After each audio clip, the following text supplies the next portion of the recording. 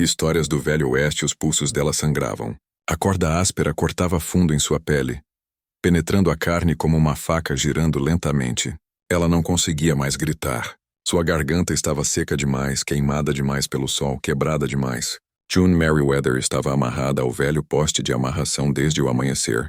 Agora o sol estava baixando, arrastando sua sombra pela poeira como um fantasma que queria escapar sem ela.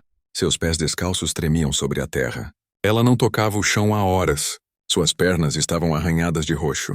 Suas roupas íntimas brancas estavam manchadas, secas de sangue. A única coisa que a cobria era uma camisa sem mangas rasgada. Mais buracos do que tecido agora. Ela uma vez acreditou que estava vindo para cá, para começar uma nova vida. Agora ela só rezava por uma morte rápida. E ainda em algum lugar lá fora, ele estava observando. Ela podia sentir aquele prazer doentio em seu silêncio. O tipo de silêncio que faz uma pessoa gritar sem emitir um som. Ele foi charmoso uma vez. Ele se chamava Barton. Disse que o rancho era dele. Disse que ela estaria segura. Mas tudo o que ele dizia tinha dentes. E agora as mentiras ainda estavam mordendo ela. Ela estremeceu ao som do vento batendo na porta do celeiro. Sua mente estava confusa, corpo fraco, língua inchada. Tudo o que ela conseguia sussurrar era a mesma coisa que havia sussurrado por horas. Por favor, apenas faça rápido. E então o som de botas. Pesadas, firmes medidas. Uma sombra se estendeu pela terra, rastejando lentamente em direção aos seus pés descalços. Ela não conseguia levantar a cabeça. Ela não sabia se era ele ou algo pior. Silas chamou suas patas logo após o portão. Seus olhos se estreitaram. O rifle nas costas permaneceu intocado. O lenço vermelho ao redor do pescoço tremulou no vento o suficiente para parecer um aviso. Ele olhou para a garota à sua frente, amarrada como gado, espancada, machucada, esquecida. E atrás dela ele viu, fraca, mas ainda de pé, a placa de madeira acima da cerca. Rancho Eliza Calder. Ele não voltava há quase um ano. Não desde que enterrou Eliza sob o chopo que ela amava. Não desde que Eliza partiu. Não desde que a enterrou e deixou a terra ficar em silêncio. Este inferno. Esta violação de tudo o que ela amava e de tudo o que ele deixou intocado. A garota olhou para cima, mal o suficiente para seus olhos se encontrarem. E naquela fração de segundo ele viu tudo. O medo, a vergonha, o súplica silenciosa. Ele deu um passo à frente. Uma mão se movendo lentamente em direção à faca em seu cinto. Não a de gado a que Eliza havia lhe dado, a que ele nunca usou até agora. Em algum lugar atrás do celeiro, uma porta rangeu, uma cadeira raspou. O som de botas novamente, mas mais lentas, mais famintas. E Silas percebeu algo. Isso não foi acidente. Alguém estava aqui. Alguém havia feito isso. Alguém havia transformado a terra de sua esposa em um maldito altar de sofrimento. Ele olhou para a garota novamente, depois em direção ao som, sua mandíbula cerrada. Como você salva alguém que já desistiu? E o que você faz quando o diabo ainda está dentro da sua casa? Silas se aproximou, botas afundando na areia a cada passo. Os olhos dela o seguiram, mal abertos, ainda procurando por misericórdia na qual ela não acreditava mais. Ele cortou a primeira corda com um movimento rápido.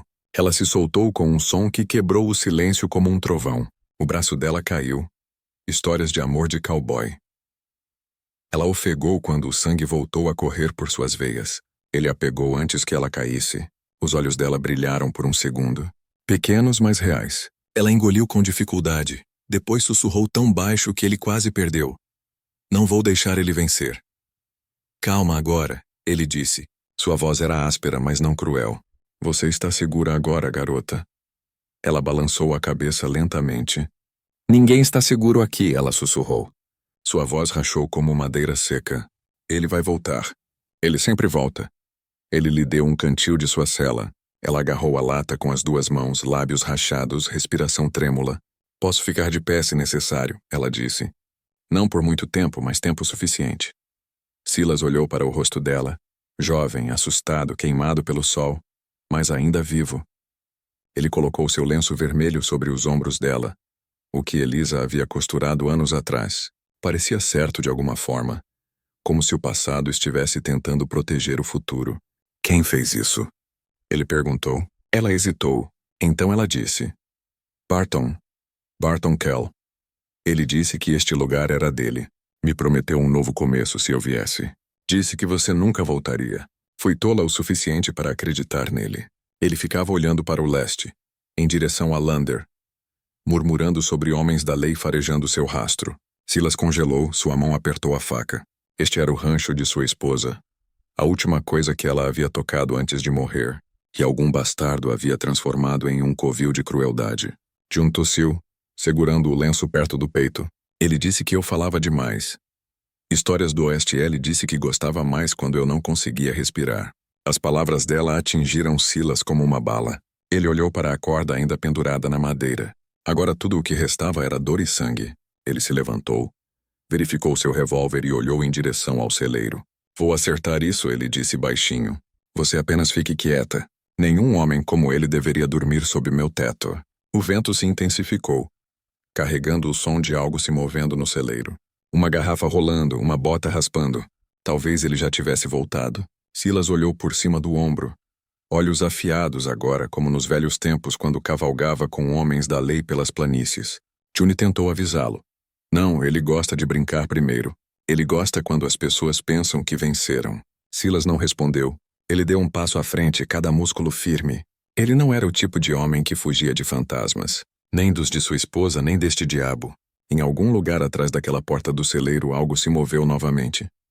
Podcast de histórias do Velho Oeste desta vez. Não era o vento. Então me diga. O que você faria se o diabo fizesse da sua casa a dele? Silas se moveu devagar em direção ao celeiro. As tábuas rangeram sob suas botas. Cada som parecia alto demais naquele lugar vazio. Ele podia sentir Elisa em cada prego, cada viga, cada pedaço de chão sob seus pés. Era o dia dela no calendário. Todo verão ele vinha para dizer seu nome no portão e varrer a poeira do que ela construiu. E agora algum estranho havia envenenado tudo. Ele parou na porta ouvindo. Havia um cheiro de uísque e suor. Uma bolsa de sela jogada descuidadamente no canto. Pegadas de botas no chão de terra e uma garrafa meio vazia sentada no poste da cerca lá fora. Alguém estava morando aqui, morando na terra de sua esposa. Ele olhou para trás em direção a June, sentada fraca mas viva à sombra. Ele encostou o velho rifle Sharps no coxo de água, perto o suficiente para ela alcançar. Ela o observou, olhos arregalados, segurando seu lenço como se fosse um pedaço de segurança em si. Ele lhe deu um aceno curto. Depois se virou de volta para a casa do rancho. Dentro, a velha mesa de jantar estava coberta de poeira, mas alguém estava comendo lá. Latas de feijão, uma faca enfiada na madeira e gravado na mesa com aquela faca. Algumas palavras feias. Casa do diabo. Silas olhou para aquilo por um longo momento. Então ele se abaixou e puxou a faca. Ele sorriu, mas não era um sorriso feliz. Era o tipo que um homem dá quando já decidiu como a noite vai terminar. Um lojista em Atlantic City havia jurado que um vagabundo estava invadindo aqui. Silas não havia acreditado até agora.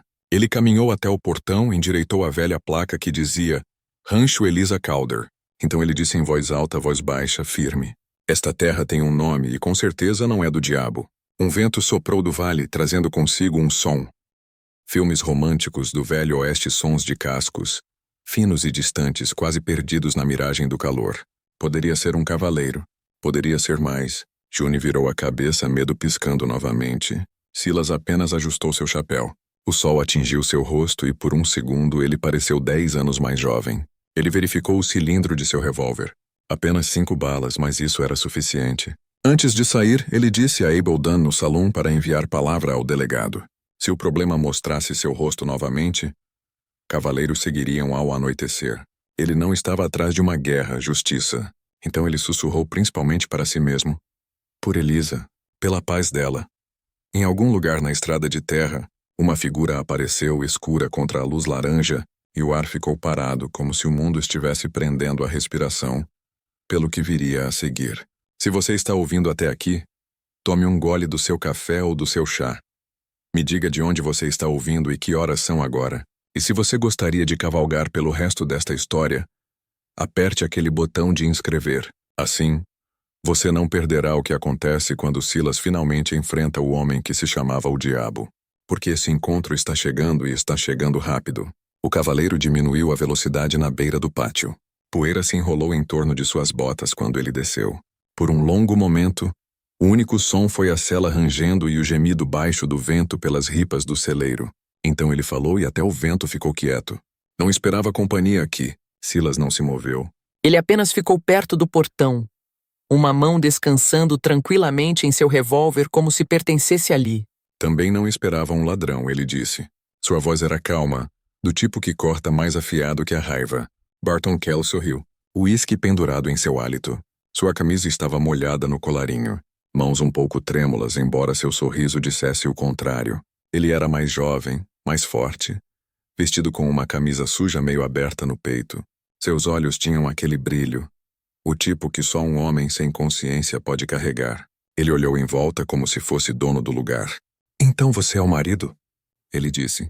Aquele que deixou este belo lugar apodrecer. Silas respirou fundo lentamente. Esta terra pertencia à minha esposa. Ela a construiu com suas mãos, e você está pisando na memória dela. Claire riu. Sua esposa está morta, velho. Esta terra não se lembra mais dela. Essa foi a coisa errada a dizer. A mandíbula de Silas se apertou. O filho pegou a borda de seu revólver. June observou de trás do cocho de água, prendendo a respiração. Tremendo, Claire inclinou a cabeça. Você acha que pode me assustar com essa pistola? Eu vi homens como você se apegando a fantasmas. 3 garotos em Atlantic City me devem favores. Você me derruba, eles vêm caçando seu nome. Ele se aproximou, botas esmagando a terra seca. Ela não era nada, assim como aquela garota que você salvou. Aposto que ela grita da mesma maneira também. O mundo ficou em silêncio. Silas não falou, não piscou. Ele apenas puxou o gatilho de volta. Aquele clique ecoou pelo rancho como um trovão. Diga o nome dela de novo. Silas disse, vá em frente. Eu te desafio. Claire zombou, sua mão se contraindo perto do coldre. Mas Silas foi mais rápido. Um tiro rasgou o silêncio. A bala atingiu a terra bem ao lado da bota de Claire. Ele tropeçou para trás, olhos arregalados. A bebida tornou sua mandíbula lenta, e o tremor em seus dedos o traiu. Você quer continuar de pé, você escuta bem, Silas disse. Este rancho não é seu. Nunca foi. Você pegou algo que não pertencia a você. Você machucou alguém sob meu teto. E por isso você vai enforcar. Claire riu. Um som quebrado que não chegou aos seus olhos. Você não tem coragem. Silas deu um passo à frente, pressionou o cano contra seu peito. Tente. A tensão pendurou espessa como fumaça. O sorriso de Claire vacilou. Pela primeira vez ele pareceu incerto. Talvez fosse a maneira como Silas disse o nome dela. Mas algo mudou. E justo quando parecia que o tiro poderia vir, uma voz afiada cortou o calor. Silas, atrás de você. Ele se virou rápido. Rápido demais. E o que ele viu a seguir foi suficiente para mudar tudo. Então, o que você faz quando o diabo não é o único apontando uma arma para você? O eco daquele aviso ainda pairava no ar. Silas se virou rápido bem a tempo de ver June de pé segurando o velho rifle com as 2 mãos. Seus braços tremiam, mas sua mira estava firme. Atrás dele, Clay havia tentado alcançar a pistola que ele deixou cair na terra. June havia se arrastado para cima uma respiração de cada vez, usando o poste da cerca para firmar seus joelhos. Ela deslizou os charpes do coxo, a coronha pesada em suas mãos. Ela colocou o cano no trilho para suportar o peso. Dentes cerrados, olhos clareando. A voz de June estava tremendo. Silas manteve seus olhos em Claire, mas sua voz a encontrou. Firme, June, apenas mantenha nele. Não se mexa, ela disse. Você fez o suficiente. Pela primeira vez, Barton Clow parou de sorrir. Ele ouviu os cavaleiros agora, mais de um. E ele sabia que a garrafa já havia roubado sua vantagem. Seu rosto caiu e a luta deixou seus olhos. Ele caiu de joelhos quando os homens do delegado apareceram na trilha, cavalgando forte do vale. Suas insígnias brilhando no crepúsculo. Rabel deve ter enviado palavra mais rápido do que Silas pensou. Acabou. Rápido, quieto, quase fácil demais. Quando os homens da lei levaram Claire, o rancho ficou em silêncio novamente. Apenas o som do vento e um corvo chamando em algum lugar distante. Silas olhou para June. Seu cabelo estava emaranhado, seu rosto pálido, mas ela ainda estava de pé. Ainda respirando. Ainda lutando. Ele acenou para ela, orgulhoso de uma maneira quieta. Eles passaram o resto da noite derrubando as cordas, esfregando a sujeira das vigas e lavando o sangue que não pertencia ali. Ao pôr do sol, o lugar parecia diferente. Ainda velho, ainda gasto, mas vivo novamente. June sentou na varanda, bebericando água, enquanto Silas substituiu a placa quebrada com suas próprias mãos. Ele esculpiu uma pequena palavra abaixo do nome. Paz. Quando as primeiras estrelas apareceram, June perguntou. Você já pensou se a Terra pode perdoar o que acontece nela? Silas sorriu levemente. Talvez não perdoe, ele disse. Mas pode crescer algo novo se você der tempo. Ela olhou para o campo aberto onde o vento movia a grama como ondas. A dor não desapareceu, mas suavizou como um hematoma desaparecendo ao sol. Às vezes é só isso que a cura realmente é. Não esquecer, apenas encontrar uma razão para continuar de pé.